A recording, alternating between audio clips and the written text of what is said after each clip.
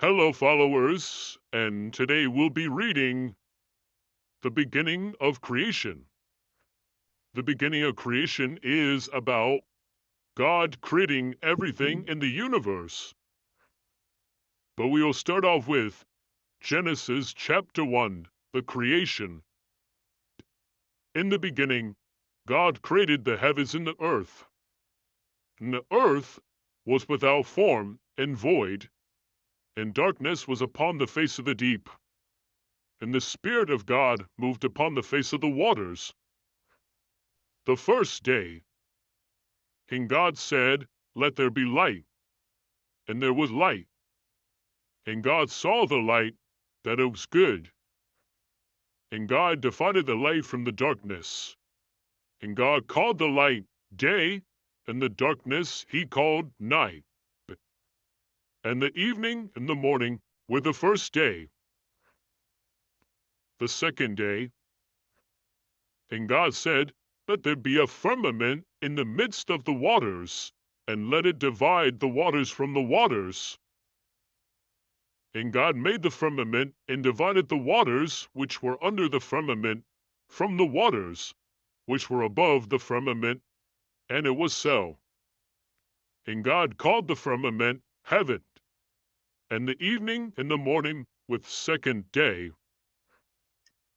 So here it is talking about how God is dividing the light from day and to night, and how he's putting a firmament over the earth, which will look something like this. Something like it. It would have a dome over it, and it would have something under the earth, but we're on top of it.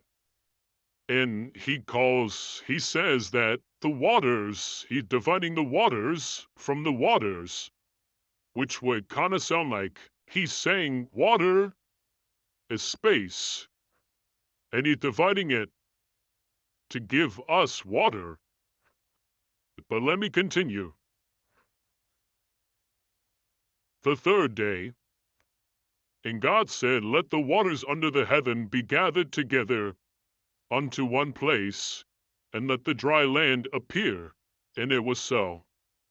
And God called the dry land earth, and he gathered together of the waters he called seas.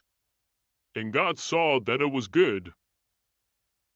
And God said, "Let the earth bring forth grass, the herb yielding seed, and the fruit tree yielding fruit, after his kind, whose seed is itself upon the earth," and it was so. And the earth brought forth grass, and herb yielding seed after his kind, and the tree yielding fruit, whose seed was itself after his kind. And God saw that it was good. And the evening and the morning were the third day. The fourth day. And God said, "Let there be lights in the firmament of the heaven to divide the light from the night, and let them be for signs, and for seasons, and for days, and years, and let them be for lights in the firmament of the heaven, to give light upon the earth." And it was so. And God made two great lights, the great light to rule the day, and the lesser light to rule the night. He made the stars also, and God set them in the firmament of the heaven, to give light upon the earth, and to rule over the day and over the night, and to divide the light from darkness. And God saw that it was good. And the evening and the morning were the fourth day. Now, as I am explaining the first, second, and third day, because in the Bible it says that God's time is different from ours. From our perspective, we're thinking in 24 hours, for each day. But how God's time is, it's 1,000 years. To us, we're thinking that it's just one day. It's 1,000 years. and God sees it as one day. So, as He's creating everything, this is 7,000 years of creation. But to Him, it's 7 days. Let me continue reading Genesis. And God said, "Let the waters bring forth abundantly the moving creature that hath life, and fowl that may fly above the earth in the open firmament of heaven." And God created great whales, and every living creature that moveth, which the waters brought forth, abundantly after their kind, and every winged fowl after his kind. And God saw that it was good.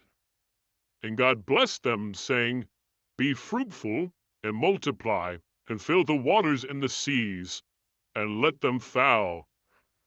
Multiply in the earth." And the evening and the morning were the 5th day, the 6th day. And God said, "Let the earth bring forth the living creature after his kind, cattle and creeping thing, and beast of the earth after his kind." And it was so.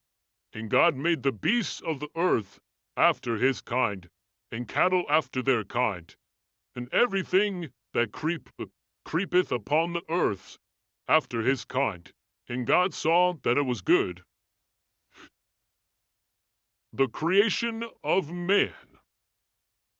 And God said, "Let us make man in our image, after our likeness, and let them have dominion over the fish of the sea, and over the fowl of the air, and over the cattle, and over all the earth, and every creeping thing that creepeth upon the earth." So God created man in his own image, and God blessed them. And God said unto them, "Be fruitful, and multiply, and replenish the earth, and subdue it, and have dominion over the fish of the sea, and over the fowl of the air, and over every living thing that moveth upon the earth." So this is the creation of man, which is Adam and Eve. He created Adam. He told Adam, "Name every animal in the Garden of Eden."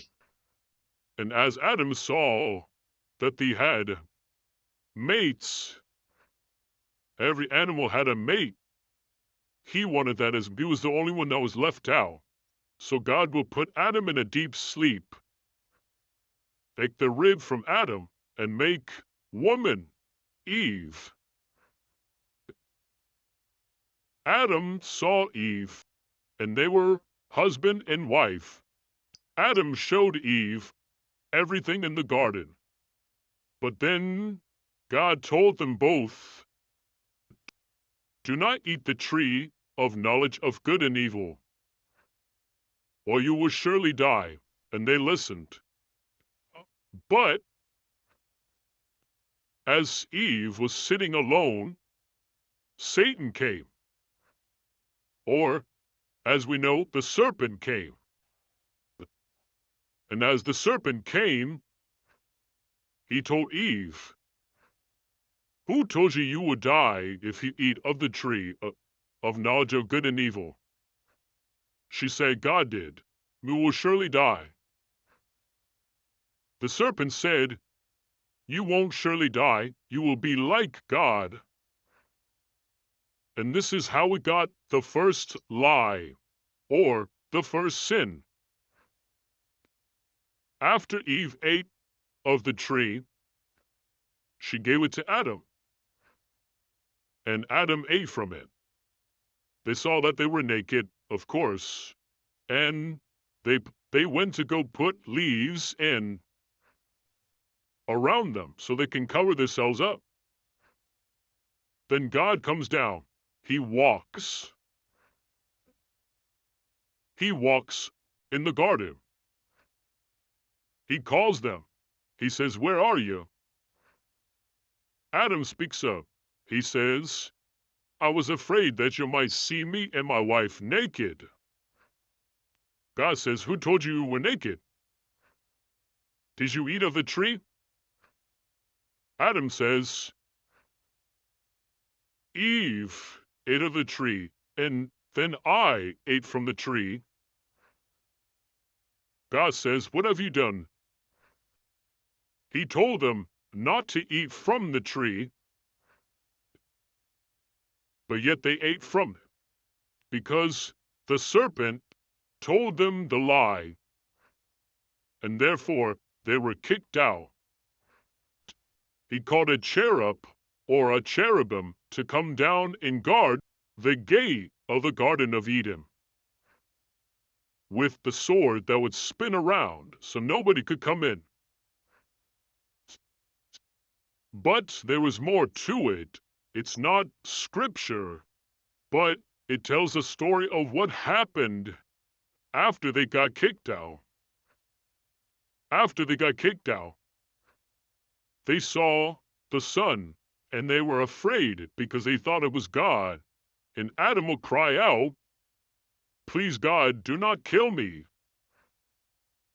Then God says, that is not me. That is the sun to give you light. Then God said, you will live in the cave of treasures, which was under the Garden of Eden.